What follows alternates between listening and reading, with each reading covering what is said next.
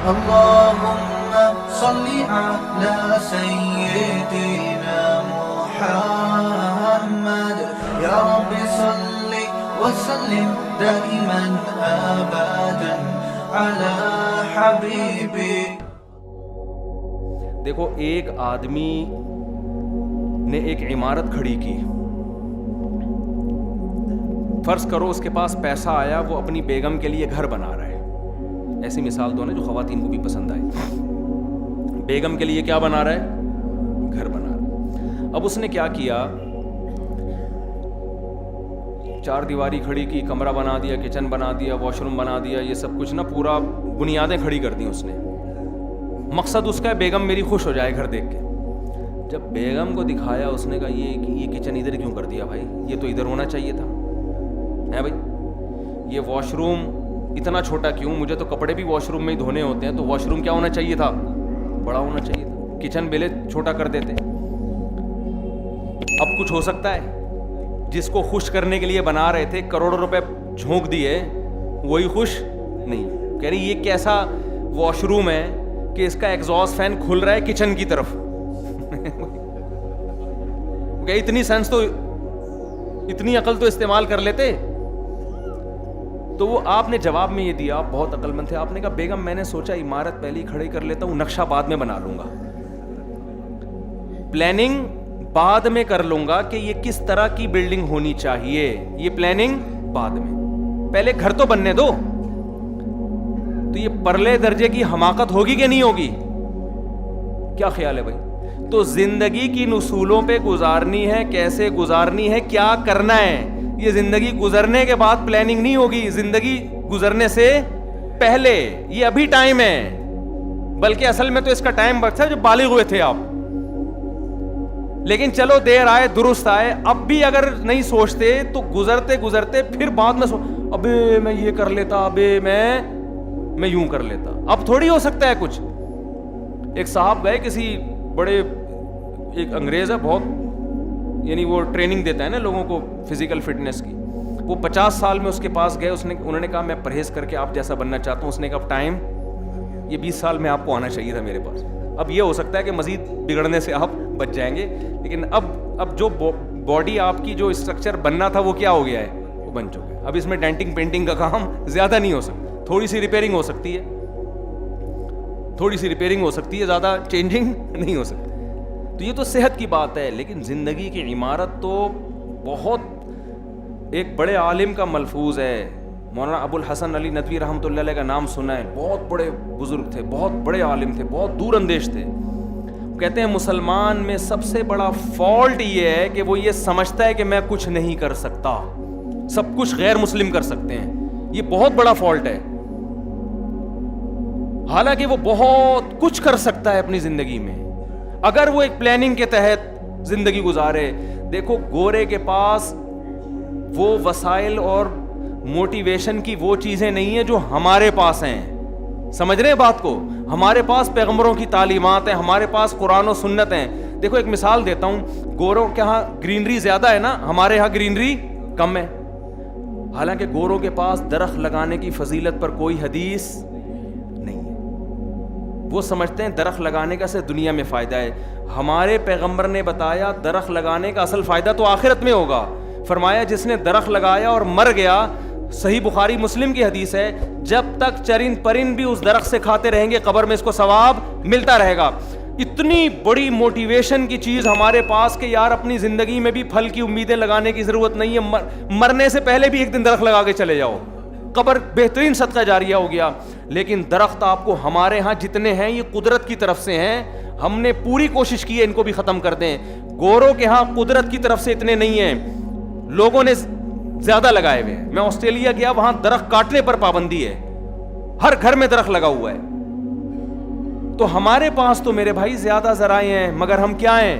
پیچھے ہیں. ان کے پاس ترغیب کی کوئی چیز نہیں، مگر وہ پھر بھی ہم سے آگے ہیں. وجہ کیا ہے؟ ہم مذہب کا صحیح استعمال کر نہیں رہے، مذہب کی تعلیمات کو غلط رخ پہ لے کے جا رہے ہیں. ہم سمجھ رہے ہیں بالکل ناکارہ نااہل ہونے سے اللہ بہت خوش ہوگا، کسی کام کا بھی نہ ہو.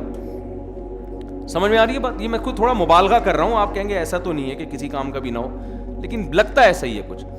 تو اللہ سے دعا ہے کہ اللہ ہمیں کام کا بنا دے. آپ کہہ سکتے ہیں مفتی صاحب نے نہ نماز پہ بیان کیا، نہ روزے پہ بیان کیا، نہ حج پہ بیان کیا. مفتی صاحب کو تو نماز اور روزے اور حج پہ بات کرنی چاہیے تھی.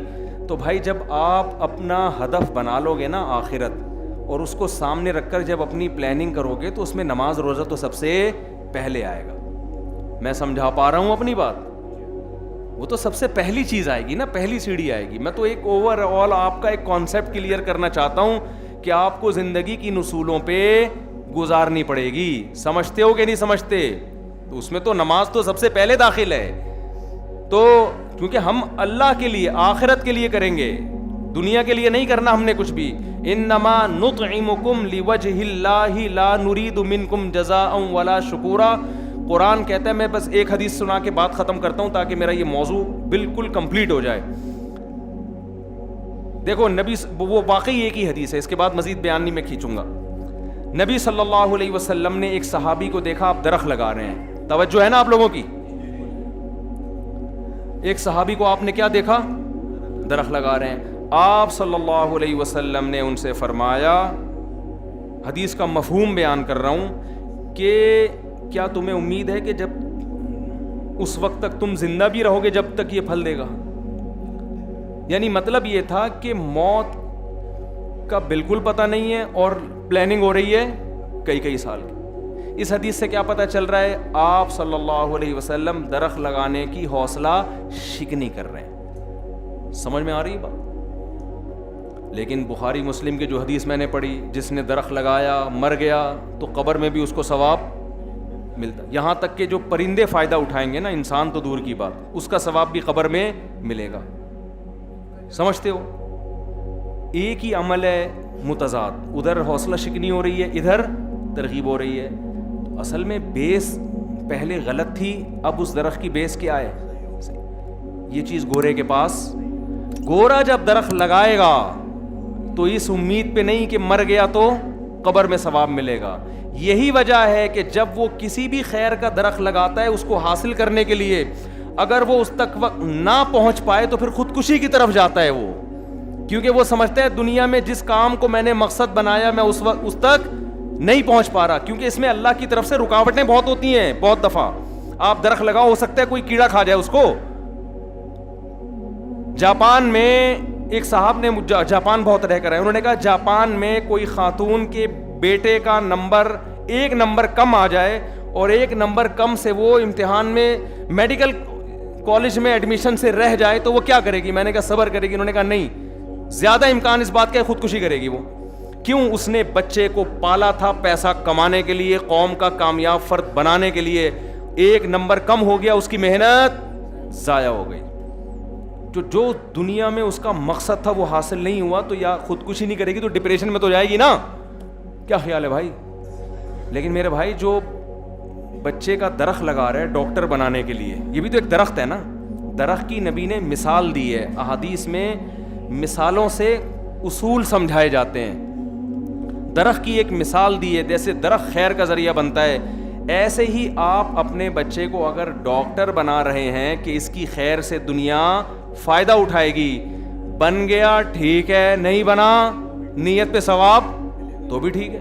جو آخرت کا ہدف تھا وہ تو حاصل ہو گیا نا. یوسف علیہ السلام کامیابی کے اسباب اختیار کر رہے ہیں، جو ہو رہے ہیں ٹھیک ہے، نہیں ہو رہے تو کس کی طرف سے ہو رہے ہیں بھائی؟ تو پریشانی تھوڑی ہو رہی ہے. تو اس لیے اپنی زندگی کا کوئی ہدف بنائیں، کوئی مقصد بنائیں اور یہ سوچ کے زندگی گزاریں کہ ہم نے کچھ بڑا کام کر کے دنیا سے جان. کچھ نہیں ہوتا آخرت میں، آخر میں 4 شادیاں کر کے چلے جاؤ یار. قبر پہ لاتیں ہی پڑیں گی نا. کچھ تو کر کے گئے، لاتیں ہی پڑیں گی نا. اس کا پورا امکان ہے کہ قبر پہ بھی سسرالی آ کے لاتے مار رہے ہوں، ہمیں ٹینشن دے کے چلا گیا. ٹھیک ہے نا. کچھ تو موسٹ وانٹیڈ بنو، موسٹ وانٹیڈ. سمجھ رہے ہو؟ ٹھیک ہے. تو کوئی اچھا، یہ تو خیر میں ایک مثال دے رہا ہوں، کوئی اچھا کام کر کے دنیا سے جاؤ اور اس کے لیے ظاہر ہے ایکٹیو ہونا پڑتا ہے. اللہ تعالیٰ سمجھنے کی، عمل کرنے کی توفیق عطا فرمائے. مفتی طارق مسعود صاحب کے بیانات سننے کے لیے youtube.com/مفتی طارق مسعود کو سبسکرائب کریں. اور اگر آپ لائیو ویڈیو کو کبھی بھی مس نہیں کرنا چاہتے ہیں تو سبسکرائب کرنے کے بعد بیل آئیکن پہ کلک کرنا مت بھولیں. جزاک اللہ.